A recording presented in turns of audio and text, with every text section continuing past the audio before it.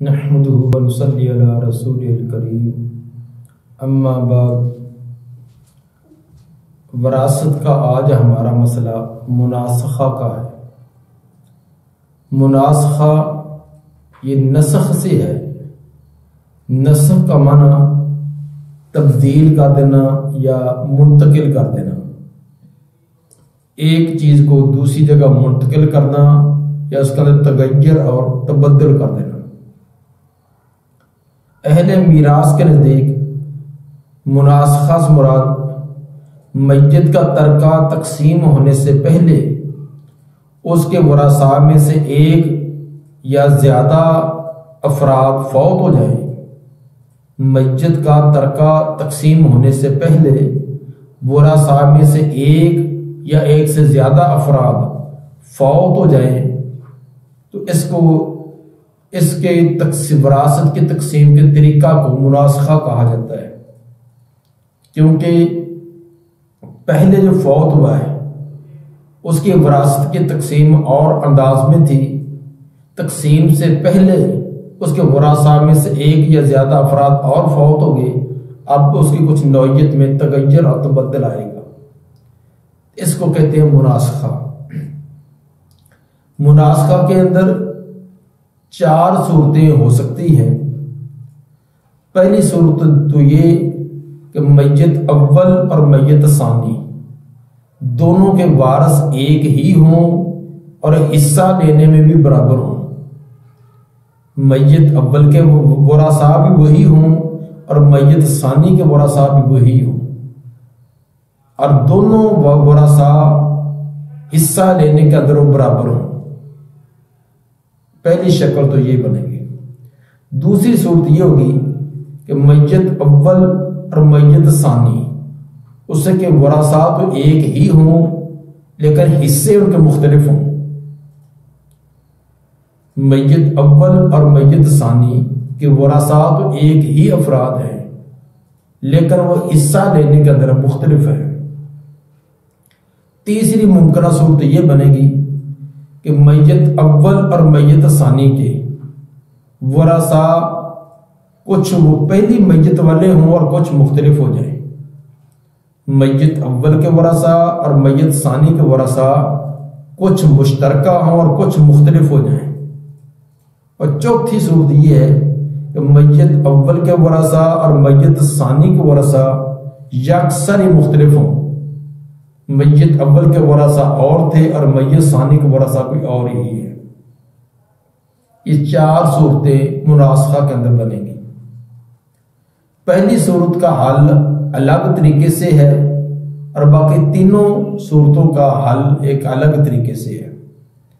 इसके लिए 2 उसूल हैं। एक उसूल तो पहली किस्म के लिए और दूसरा उसूल दूसरी, तीसरी और चौथी इन तीनों सूरतों के लिए।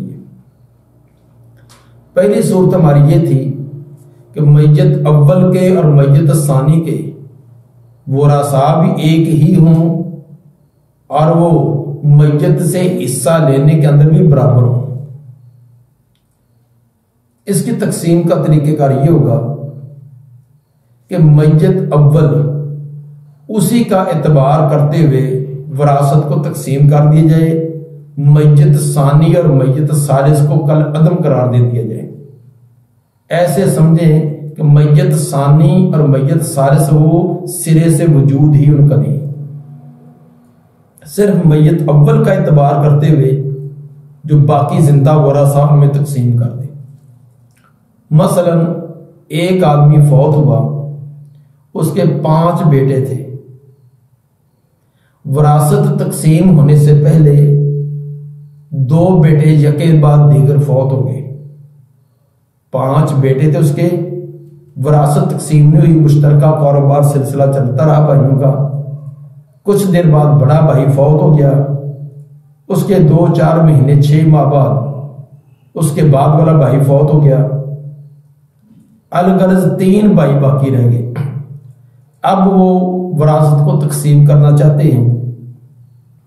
अब मय्यत अव्वल के वारिस और मय्यत सानी के वारिस एक ही अफराद हैं और विरासत लेने के अंदर भी वो बराबर है, हर एक को बराबर बराबर हिस्सा आना है। तो अब ऐसे सिलसिला बनाया जाएगा कि मैयत सानी को और मैयत सालिस को, उन दोनों को वैसे कल अदम करार दे दे। ऐसे समझे कि फौत होने वाले के 3 ही बेटे हैं, 2 फौतशुदा को निकाल दिया तो बाकी 3 बेटे जो जिंदा का एतबार करते हुए कुल माल को 3 हिस्सों में तकसीम कर दिया, हर एक को एक एक हिस्सा मिला। अगर फौत शुदगान का भी एतबार किया जाता तो आखिर में नतीजा यही निकलना था। उसके अंदर एक लंबा चक्कर था कि पहले बाप की विरासत को 5 हिस्सों में तकसीम किया, 5 हिस्सों में से जो बड़े भाई को मिला था फिर उसका 4 भाइयों में तकसीम किया, फिर उससे छोटा फौत हो गया, फिर उसका फिर बाकी 3 में तकसीम किया, तो बात वही आ जानी है। तो उसका उसूल ये है कि अगर मैयत अव्वल के और मैयत सानी के वारिस एक ही है और मैयत अव्वल और सानी से हिस्सा लेने में भी तमाम बराबर है, तो उस वक्त पहली मैयत का एतबार किया जाएगा। उसके बाद जितनी भी मैयतें हैं उनको कल अदम करार दे देंगे। इसी तरह एक और मिसाल समझें कि एक आदमी फौत हुआ, उसके वारिसों में से उसकी बीवी, उसका बेटा, उसकी बेटी, ये 3 उसके वारिस हैं, बीवी, बेटा और बेटी। विरासत अभी तकसीम ना हुई थी, उसी तरह सिलसिला चल रहा था। कुछ अर्सा बाद बीवी भी फौत होगी, तो अब मैयत सानी यानी बीवी उसको कल अदम करार दे दे और सारी के सारी विरासत बेटे बेटी में तकसीम कर दे। अगर ये मुनासखा का तरीका ना भी करेंगे तो तब भी आखिरकार वो बेटे बेटी को मिलनी है। अगर खामद के विरासत में से बीवी का 8वां हिस्सा निकालेंगे भी तो वो 8वां हिस्सा फिर इन्हीं बेटे और बेटी में तकसीम होना है। तो ये बार बार तकसीम और उनको अलग अलग हिस्सों में तकसीम करना, इसके बजाय एक ही तकसीम हो जाएगी। ऐसा समझा जाएगा कि ऊपर जो फौत होने वाला बाप वही फौत है और उसके वरसा में सिर्फ एक बेटा और बेटी ही है। बीवी कल अदम है, कुल जायदाद को 3 हिस्से बनाए जाएंगे, 2 बेटे के और 1 बेटी को मिल जाएगा। ये था मुनासखा का पहला असूल। सुब्हान रब्बिका रब्बिल इज्जति अम्मा यसिफून व सलामुन अलल मुरसलीन वल्हम्दुलिल्लाहि रब्बिल आलमीन।